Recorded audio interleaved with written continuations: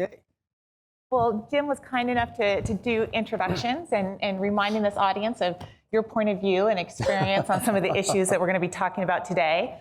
Obviously serving as director of the NSA in the office of the DNI, and then moving over to be director of the Central Intelligence Agency.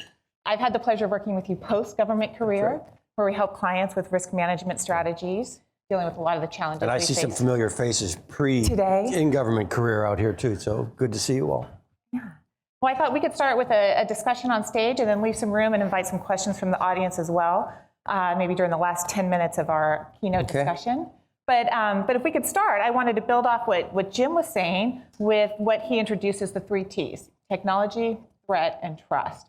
And we see digital transformation taking place across every sector of our economy right now. We see companies using data in new ways to increase productivity. We see new efficiencies. We see new services being delivered to the marketplace. The question for you is, where does security fit into this? Well, I mean, the actual fact of the matter is security fits in late, and we're all experiencing that. And we've kind of rushed, and this audience knows this better than any other I talk to. But very briefly, let me tell you what I tell our countrymen when they ask me this question. We've rushed into this new domain. Rushed because of its power, of its empowerment, of its ease of use, of its scale, and really, when you look at what's happening, we're hitting that knee in the curve in terms of things we can do here. I mean, it's been almost uninterrupted progress, but you almost see an acceleration, which I think is indicated by the way you asked the question, Katy. Security's come late. Vince Cerf, he used to work down the road here, is one of my neighbors in Falls Church, and he comes to my class at George Mason, and I teach a class. The one he comes to is the one on global issues. So one of my global issues is cyber and cybersecurity, and you know, it's kind of like I'm doing the Western Civ course, and I get to go, hey, ladies and gentlemen, a real treat tonight. Christopher Columbus is going to join us, because I mean, Vin was there when we did that. And he talks very candidly about the work down the street at Stanford. You know, I said, so hey, Vin, how about security? How about that? And he candidly says, wasn't in the statement of work. Okay, it wasn't what was being asked for from ARPA. And he freely admits it wasn't ready. They would have had to slow down other things they really wanted to do if they had to wait for security developments to catch up. And then finally, he gives a real punchline. He says, we had no idea it was going to take off like this. And, of course, explode to where it is. So security's been a forever tail chase. It's been an afterthought. It's been an afterthought technologically. It has really been an afterthought psychically. I guess we'll talk about that later when we talk about industries and what they think about things and how they view threats and how much they're willing to invest. Is this a bottom line question or a top line question? And I'm sure we'll get. But we have been chasing after. I am of the belief we're smart enough species that we can actually do this. One principle. A second principle is that the primary effort in doing this is not the government, but it is the private sector, and we can talk about why that is in subsequent questions. And then finally, all that technological turmoil, takeoff, knee in the curve, so on and so forth, in some ways gives all of us a chance to go back to the bag, grab another ball, and hit a mulligan in terms of security. That's not working. How about that? That's in and out, isn't it? Change to the lounge singer mode here. All right. I really do think that the fundamental changes in how it is we're going about doing this gives us a chance to bake more security into fundamental pieces than we did the first and second time around.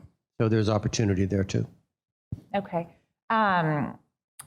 I think the conversation in terms of incorporating security has risen to the level of the board as well. So you have more C-suite executives. Cybersecurity has evolved to be, a risk factor in those conversations as well. You sit in many board positions in addition to the Chertoff group. How do you see boards engaging in cybersecurity? So my first example of this is I'm just out of government. So this is almost certainly the summer of '09, maybe the fall of '09, and and George Tenet and Mike McConnell and I are having dinner in New York with a group of individuals I could simply describe to you as, with air quotes now, Wall Street types, all right? And we're talking about cybersecurity. This is 2009. And George is playing MC. He does not have the digital experience that McConnell had, or maybe I had. And, he had CIA, not NSA. McConnell and I had NSA. So George is kind of teeing it up. And if you ever heard Mike McConnell, I mean, he's very dramatic. I mean, we are in a cyber war. We're losing the cyber war, and I can't explain why tomorrow is not Pearl Harbor. I mean, that's kind of Mike's mantra. And I don't quite get that dramatic even now. And we can maybe talk about what I think the most likely and the worst, where those two lines cross. But we're laying it on pretty thick about this important thing.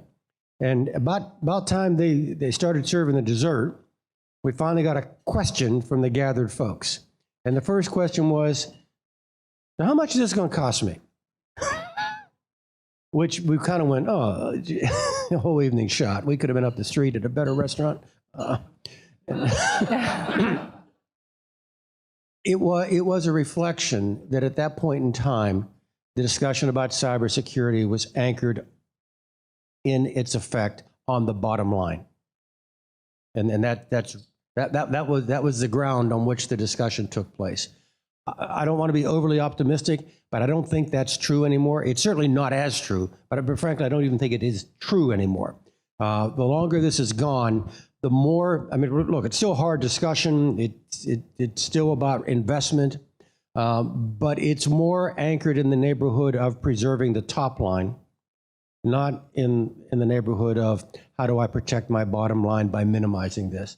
It is how do I save my top line by investing wisely in this. And that actually, that wasn't a metaphor. That's actually how the conversations are now framed when we talk to folks. Mike Chertoff and I tell the story. When we started doing this in 2009, we would call CIOs to introduce ourselves. No particular reflection on Secretary, myself, or our group, but we don't call anybody anymore. And the people who call us are generally not the CIOs. We're being called by CEOs and perhaps COOs. So I think industry really gets it. We have seen that migration, and they're now genuinely concerned about addressing the issue, not in terms of compliance or as in removing an irritant, but addressing the issue as essential to success going forward.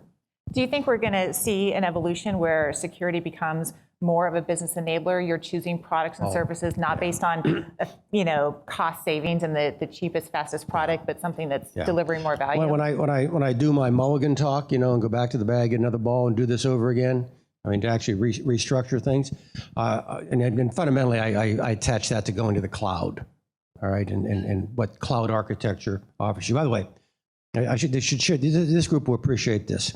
When I was director of NSA, my best folks came into me a long time ago, before cloud became part of the common language, and said, "Sir, we're going to talk to you about how we have to deal with the cloud." I go, "Cloud? What the hell? What do you mean cloud?" And they explained the cloud and what that meant. And as God is my judge, I then began to wring my hands together like, keep in mind, I'm the director of NSA, right? I'm the one who goes out and plays offense with regard to digital espionage. I began to wring my hands together and say, "Now, let me get this right. Everybody's going to put all this stuff in one place?" And then I mimicked Mr. Burns on The Simpsons. Excellent.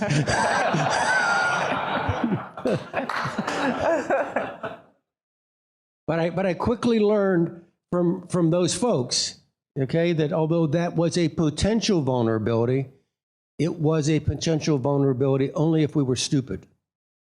That if we did what you just suggested, if we made security now the discriminating characteristic in terms of which cloud service provider we would choose, we would. I mean, it's almost a natural tide coming in. It's just going to get better because of nature.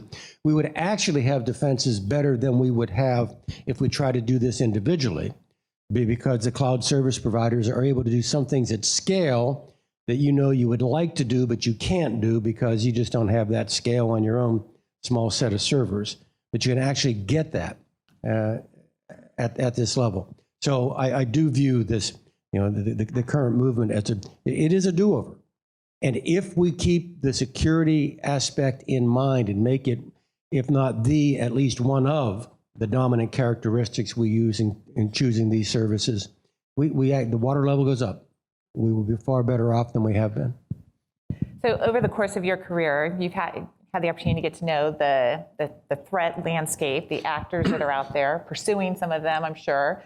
And I think we're in a unique spot, going back to your comments on the role of government. Government's telling industry, you need to protect yourself in a cyber domain. Don't expect us to come and rescue you, similar to how you consider us, unlike how you consider us in the physical domain. Yeah. And I just wondered if you could kind of explain, why that is and what we should expect from government in terms of defending ourselves. So Katy's simply teeing up an opportunity for me to answer in terms of what the Chertoff group thinks about the big ideas when it comes to cybersecurity. And one of the big ideas we have, and I think I know I'm personally very committed to it, but I think it's across the board, is that in terms of cyber defense, you and I are going to have to be more responsible for our safety in the cyber domain than you and I have been required to be responsible for our safety in physical space since the closing of the American frontier in 1880, 1890. Right? That just because of the nature of the domain, and frankly, the nature of our government, and that's not meant to be relentlessly critical, the government is going to be, all governments are going to be permanently late to need in the cyber. I'm sorry, in order to do this, you kind of have to accept the taxonomy of the American Armed Forces: land, sea, air, space, cyber. It's a domain, it's a place, it's a location, it's an operating environment, right? And if you, by the way, that is now American military doctrine, and actually kind of works to think about this in ways that are useful. And the point is, we've become accustomed, we've worked out the rules for government to defend us down here. We are not yet accustomed because we have not yet worked out the rules for government to defend us up here. And I'm suggesting to you, because of the peculiar nature of this domain, its speed, government will always be behind. And then because of the peculiar nature of our government, number one, kind of genuine political inactivity, but beyond that, the fact that we have a Fourth Amendment to the U.S. Constitution, all right, and anytime we want to get the government active up here, a whole bunch of us, all right, a whole bunch of us get concerned about what it is that means. The line I use in public talk is, we have not yet decided what it is we want or what it is we will allow the government to do to keep us safe up here. And I can elaborate on examples, but I think you all appreciate the reality. So government's late to need, right? And so as the private sector has now become seized of the issue as victim, the answer to the first question Katy asked, the private sector now has become seized of the issue as solution. And the blessing we have in this country is the tremendous technological and entrepreneurial energy now up in this domain by the private sector in order to make this domain more safe for all of us who know we are blessed or condemned to operate up in this space. Now, Katy, that leads to an awful lot of implications. I'll wait for follow-on questions, though, because then the follow-on implications are, well, what then is the role of the government, and what's the relationship between the government and the private sector if you've now made the private sector first among equals up here? Well, is there something that we can be doing if we understand those roles? Is there, we're familiar with what DHS does. We know the capabilities of the intelligence community. We're looking for new creative opportunities to move a little bit past maybe some of the information sharing conversations. Where can we be creative in leveraging capabilities? So down the street here, Ash Carter came out less than a year ago and gave a speech at Stanford on DoD cyber strategy. And actually, frankly, I think it was a very good speech, and God bless him for saying as much as he did. But he divided cyber threats into three tiers. First tier is routine threats, and he just said, you got it. You're on your own, big guy. Good luck. Number two, much more advanced threats. And here he said, Here, you should be able to rely on the Department of Homeland Security for assistance. And I know a bunch of the Chertoff Group guys are DHS veterans, and we're kind of a DHS alumni association. But from time to time, telling you to rely on DHS for help is a lot like saying, you're on your own, big guy. Good luck out there.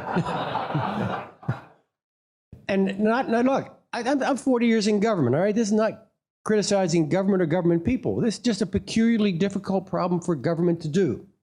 And then Secretary Carter said, but there are some attacks so bad, we're going to step in. And the antecedent of we in that sentence is the Department of Defense.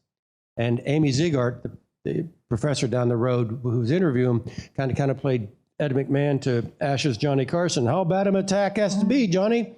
And Carter's response was loss of life, critical infrastructure, or lasting economic damage. All right. And so there is a role. There is an unarguable role for the government at a certain level of cyber assault. What I'm suggesting is that for everything else, the government's not the main effort. For everything else, the private sector is the main effort. And dig back a little bit in my past, you work in DOD, you get an operations order, an execute order. One of the paragraphs says, you, sir, you are the supported command and you are the supporting commander. If you're doing a Civil War ops order, General Lee gets to say, you, sir, your corps is the main body, and you gentlemen will conform the movements of your corps to the movements of the main body. Okay? What I'm trying to say to you as a matter of practice, we now need to make it a matter of policy and law, but as a matter of practice, the main body up here almost always day in and day out is the private sector. And the government now has to accept the role of conforming its movements to the movements of the main body.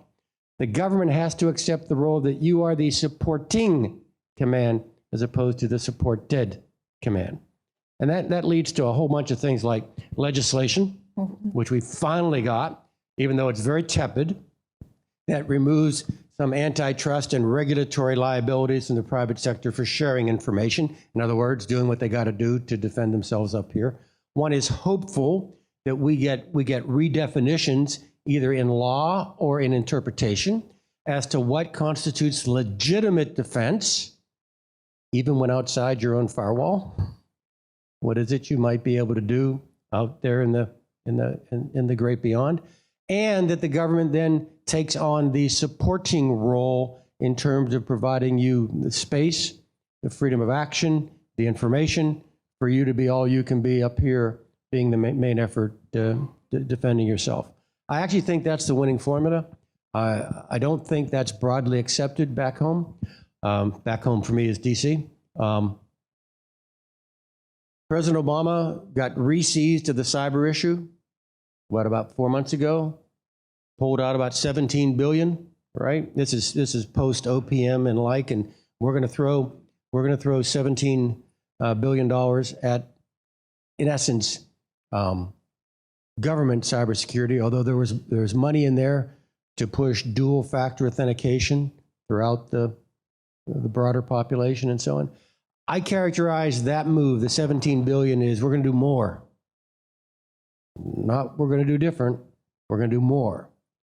But he also launched, and most of the people in the room are probably very familiar with this, or people who are on the board, he also launched a board, private sector and government, to look at big ideas.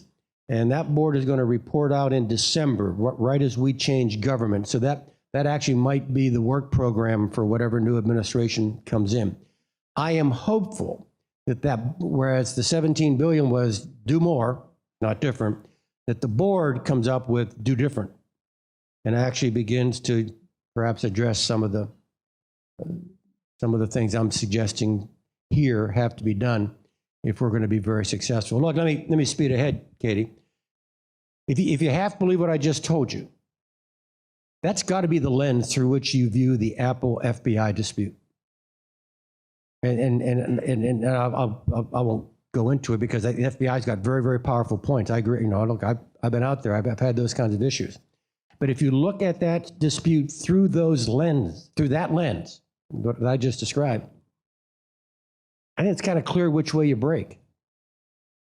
But we'll see. Well, let's just stay on encryption for a little bit. You know, there's different views. I know Mark's leading a panel on this topic right after, so we won't steal all the thunder from there. But where do you believe the greater public good is best served when it comes to encryption? So I actually believed that in the case we had in front of us, and by the way, over here you have got unarguable, legitimate, necessary counterterrorism and countercriminal needs. Okay, this is no way discounting that. All right, but Jim kindly mentioned my book. The warp and woof, the fabric of my book is there are no black and white answers here. It is always gray, and you are always making trade-offs. All right, so you can't frame this as, well, that's a pretty simple question. Of course, we're going to go get the bad guys. Whoa, no. This has other implications. And if getting the bad guys in this unarguably necessary requirement here means something over here, in other words, making something that I think technologists would agree, no matter how hard we try, is going to be less secure after we're done with it than it was before we did something to it, then one has to balance the security. I'm not arguing privacy here. I'm arguing security. One has to balance the security implications of this with the security implications of that. And so my view in this one, Katy, is that this one trumps that, right? Because of security. I mean, by the way, constitutionally, I think the government fully has the right to insist they do it. Right? And if they don't, Congress can make it so. Right? So this is not an impenetrable legal problem. I think the government can make them do it. I just don't think it's a good idea. And it comes back to the larger argument about what it is we're doing. By the way, Jim Clapper, the DNI, when Jim does his worldwide threat briefing every February, he lists cyber number one. And so, why would you weaken a powerful cyber tool narrowly, cyber approach broadly? Private sector has got to be on point, even for a legitimate law enforcement need over here. So now that's chapter one. Chapter two is it doesn't matter. Chapter two is no court and no Congress is going to stop what is happening when it comes to powerful encryption. In fact, if they tried real hard, and I mean try real hard in almost a destructive way, the sum total of all those efforts will be simply to put high-end encryption offshore rather than in the United States, which is by definition the worst of all possible worlds we could conjure up. So what I say to folks in government is, and it comes out a little harsh, and when it gets quoted, they only quote the first sentence. So listen to the second and third sentences too, please. Okay, my first sentence is, get over it. All right, you are going to lose content. There is no way to stop the inevitable march of technology that will, no matter what we do, and the what we do could be buy more craze, which I would do as Dernza, all right? Hire more mathematicians, which I would do as Dernza. Nonetheless, the unarguable arc is in the direction of it's going to be harder and harder to retrieve content.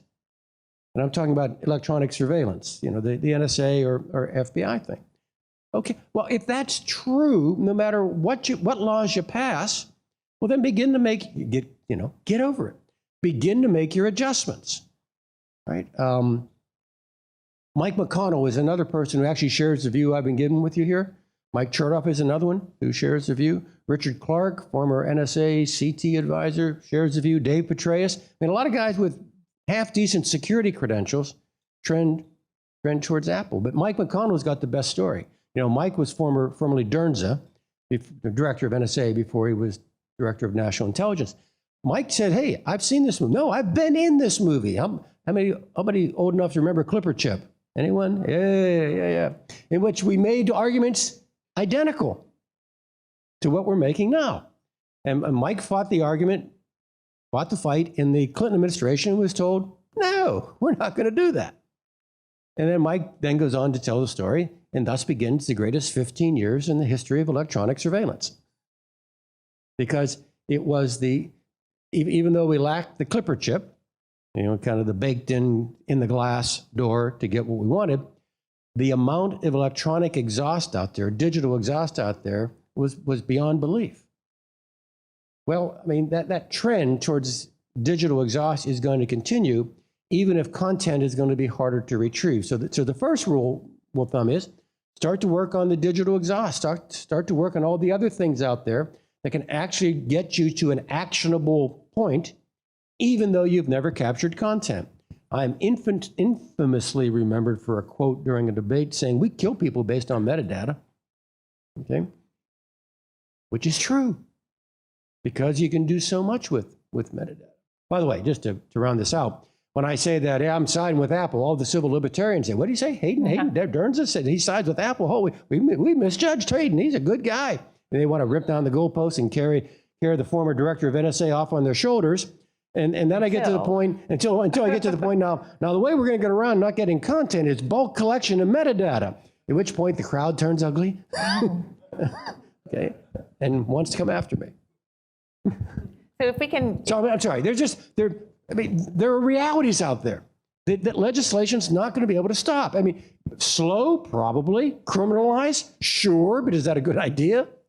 But fundamentally, the people we really want to target, look, there is nothing we're going to do with Tim Cook that is going to affect the security of communications in Raqqa. All right, there's just so much available out there for ISIS to download and to make their communications very hard to retrieve.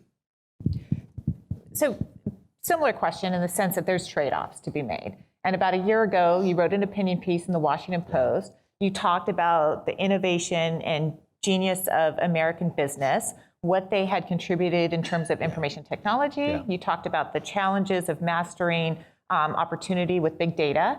And you talked about that there are serious discussions that need to take place around these issues, and that we should not forget the second and third order effects that come with those decisions.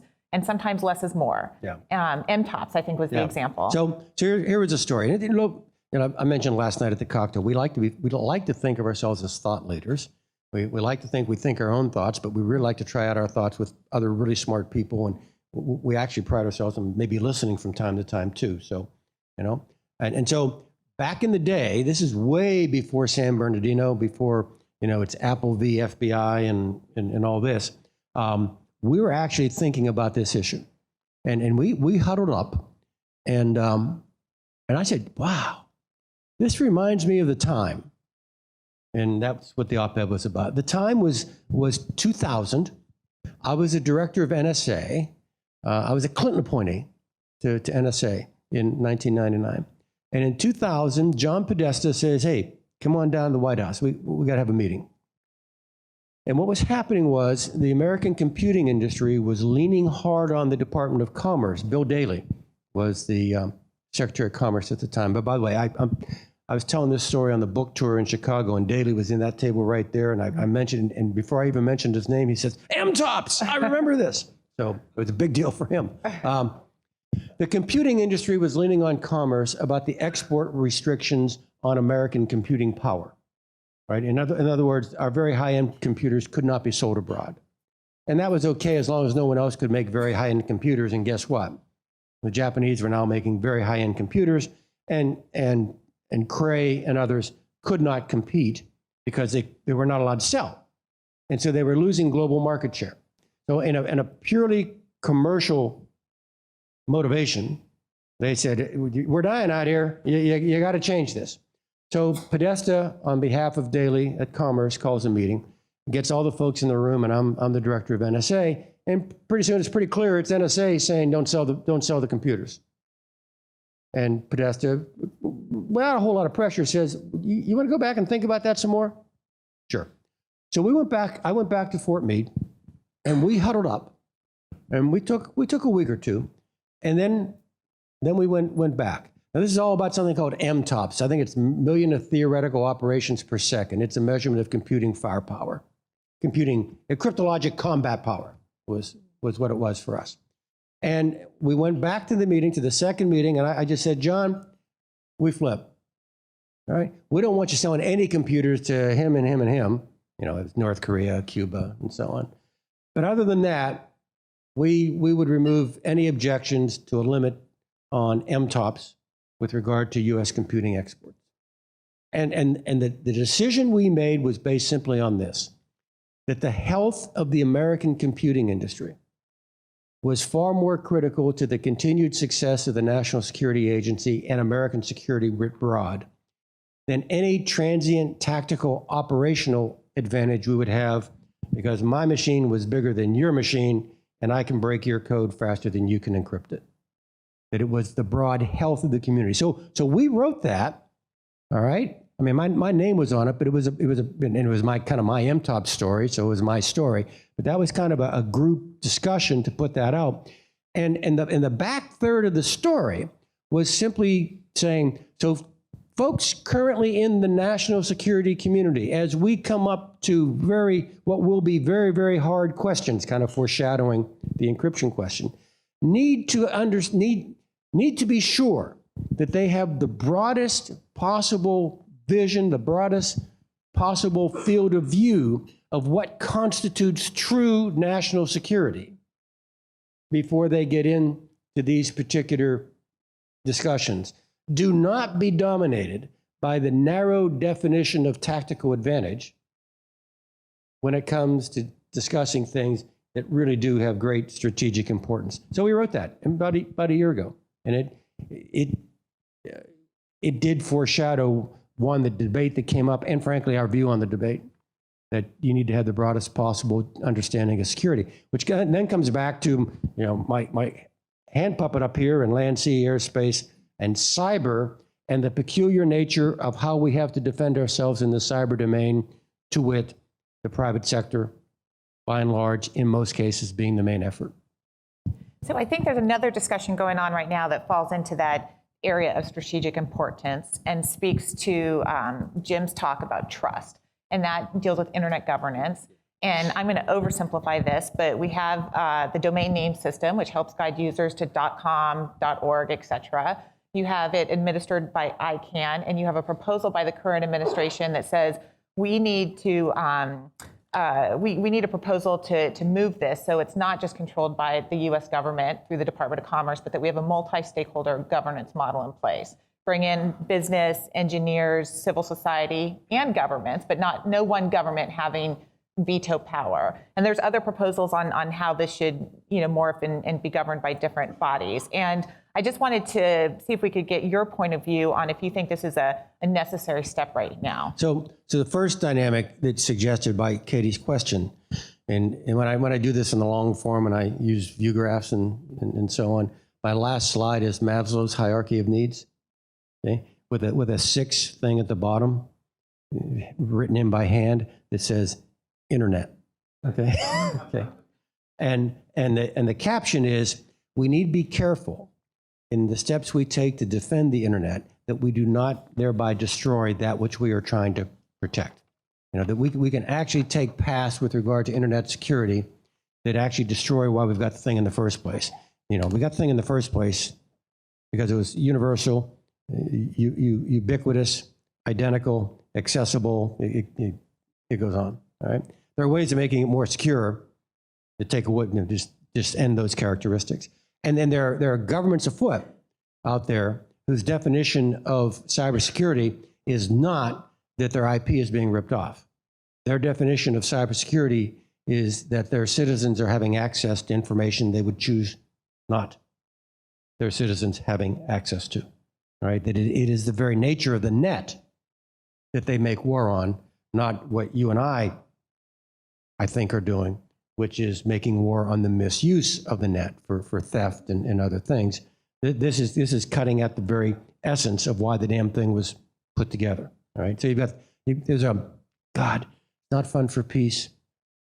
Freedom House puts out a internet freedom map every year, and the map this year was worse than the map the year before, and it only has 3 shades on it: good to go, really bad. And the really bad parts are getting bigger. You've got China in there now, you've got Russia in there now, Iran, Saudi Arabia, and others. So you've got these national groups whose definition of cybersecurity is, cutting the tentacles, nationalizing the web, creating borders on the web comparable to the borders we have we have down here. You know, you need a visa to get in, and really important in China, you will need a visa to get out in order to commute elsewhere in the worldwide. I mean, again, destroying the structure. We Americans, our government and our society and our technological community really have been magnificent stewards of this. Okay? We really have worked very hard to preserve the web for the reasons the web was created in the first place. And, okay, and history is going to record this. I tell the story again in the long form that, you know, we're back out here in 600 years. I'm doing this talk. You're still in your seats. And I mentioned something like the Americans. And somebody in the back row is, Americans. Oh, I read about them. Oh, yeah, the internet guys. Okay. We will be remembered for this the way the Romans are remembered for roads. All right, this is an American contribution to human civilization. But you've got these other countries now wanting to, in essence, disaggregate and disassemble that which we have created. They have gotten wind put into their sails by the Snowden revelations, right? And therefore, the dark story out there is the Americans have done all these apparently benign things simply because they wanted to preserve the ability for their spy agencies to commute anywhere within this universe and steal anything they want to steal. And although I would never downplay American espionage, that's not why we did that. And that's not a fair description of what it is we do anyway.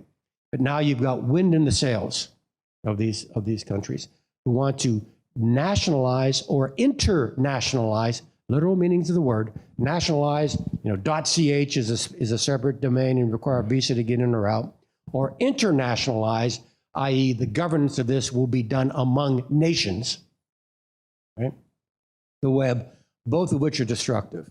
Now, here we are over here with ICANN, which is, again, but a magnificently benign controlling factor on keeping the web as the web should be.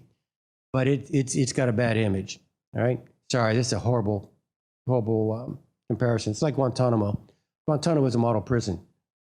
But Guantanamo, ICANN's kind of in that box, all right? It's a model example of what a government-controlled agency can do to make sure something remains a stakeholder model. And so there are powerful, powerful forces against it.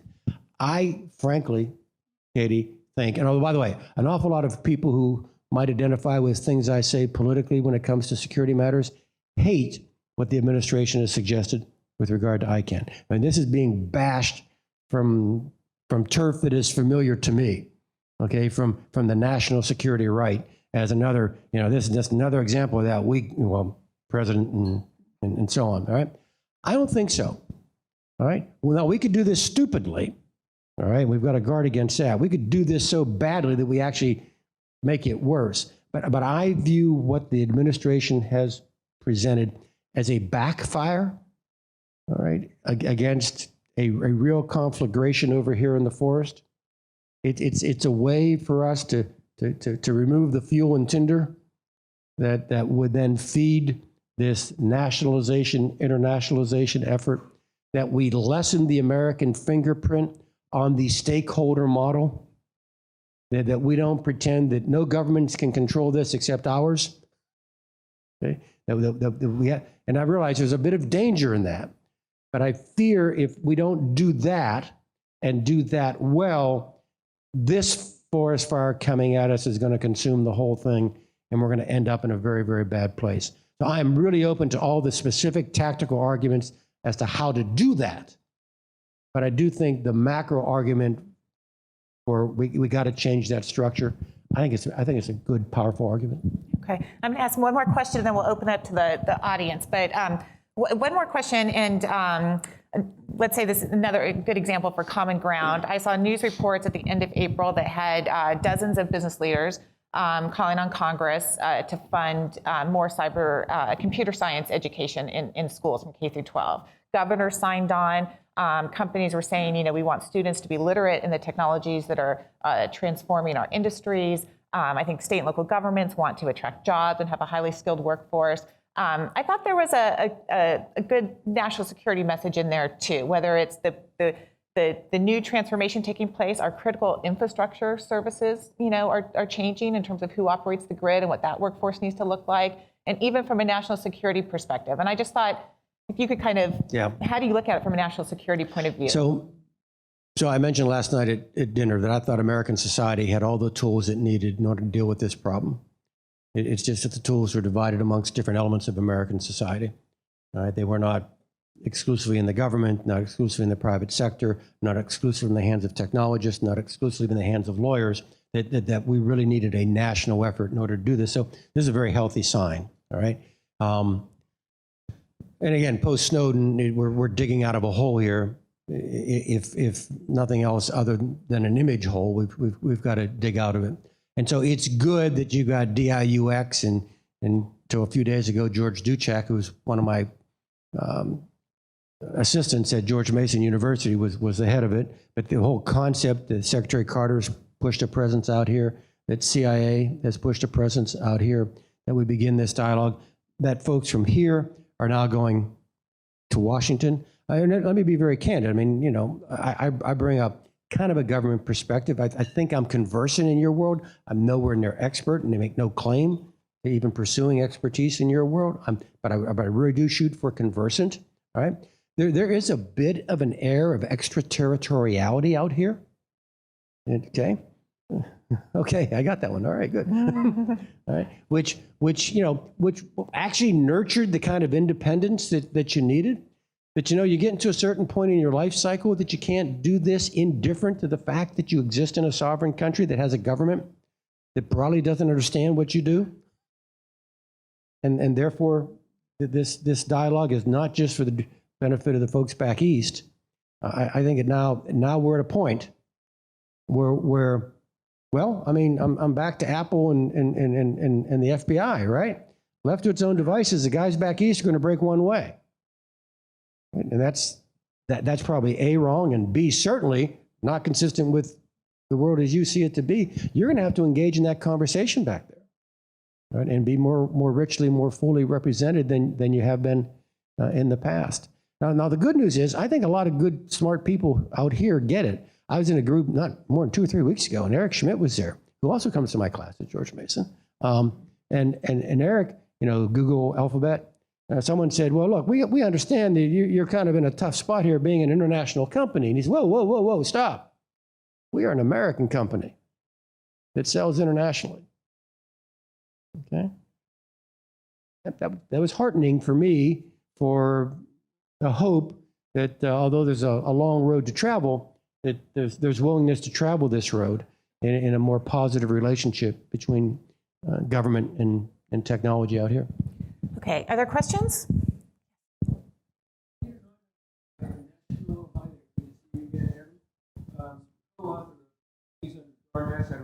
Really need a mic, but let me grab it anyway.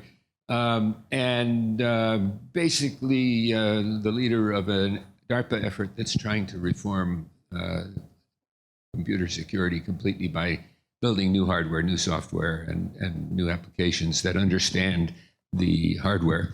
My question to you really goes back to the lessons that should be learned from the OPM fiasco and all of the other breaches that have been going on, that people like law enforcement and others need to understand. I think you've just pointed out the three Michaels and your friends and all of my friends in the technological security community, largely on the West Coast, understand this. But I think somehow the message doesn't get through to law enforcement and to other people that the computer security we have today is almost non-existent. Every system I have ever looked at is easily broken. Every networking protocol I've looked at is easily broken. We have a situation where there is no security in any real sense. And the idea of dumbing that down and dumbing down the cryptography and putting backdoors and trapdoors in is insane, to be very blunt. And I think you have been an outspoken person on this particular issue. But I think there are lots of folks, even the White House now has turned around on this one and said, gee, we really need to give law enforcement whatever they need. I think you've eloquently spoken on this, but how do we educate the rest of the country? Yeah. Well, first of all, those on the other side of the issue, and let me be very clear, those good people on the other side of the issue who have to solve crimes and prevent terrorism today, all right, actually think they've lost control of the argument. When I read people talking about the argument, from the outside looking in, the commentary is in a way that is quite surprising. The Apple argument that got out of the gate looking an awful lot like market share as the roots of the discussion, all right, it's now been given a certain sense of acceptance and respect and legitimacy. That okay, so I actually think it might not be as dark as you suggest. When you ask publicly, how do you feel on this? It's about an even split, which is a surprising poll when it comes to there's blood on the floor over here, and someone's talking about, I don't know, cyber something over here. I mean, for most Americans. So it's been interesting that the argument has gotten to this kind of even keel. So that I think that's good. I think what you ask for, though, happens over time. As more and more people in policy positions actually are digital natives as opposed to digital immigrants that actually grew up with this and understand it and have a broader appreciation for it. And that's just simply going to take a while. There are subsets of the national argument, though, that are quite fascinating. The White House has been tacking on this issue. It's kind of amazing. And frankly, they've tacked enough. They've pulled down their sails. They've anchored. They're not going anywhere on this. They really aren't. They have refused to recommend legislation. All right. So like I said, the metaphor is fine. They've tacked a little bit. Now they've they've dropped the anchor, taken down the sails. You have not heard Jim Clapper or Mike Rogers say much about this at all.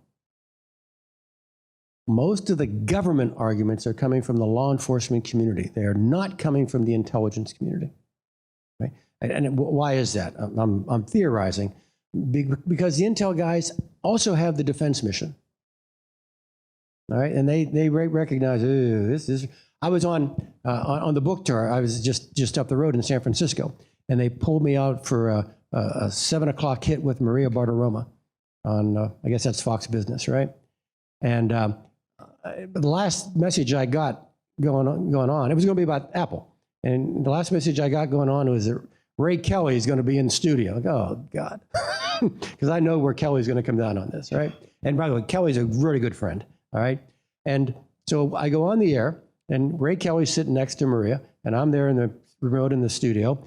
And I want to welcome here. We got Ray Kelly and General Michael Hayden. And the first thing Kelly says, "Hey, Mike, how you doing?" And I go, "I'm doing fine, Commissioner. How about you?" So we take control of the conversation immediately away from Bartiromo. And it should not have surprised me, but it did. Kelly's the same place I am. All right? This is the police commissioner for New York. And it wasn't quite that he had decided that it's over here. It was, people better be real careful what they're asking for here. Right? This is not something where we ought to jump real quickly. And that's the police commissioner of New York making that argument, for God's sake. So you got a Ray Kelly.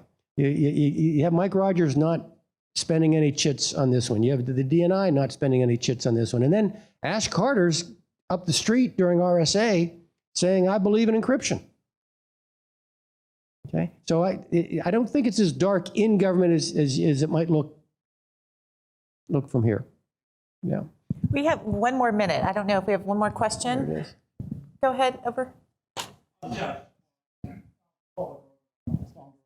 Excuse me, thank you. Yes, I'm Paul Agrona, and I'm founder of a company doing security apps, secure communication apps here. And bearing in mind that only an app is only as effective as the extent of its implementation. Basically, with a global communication system, the more implemented an app is, the better.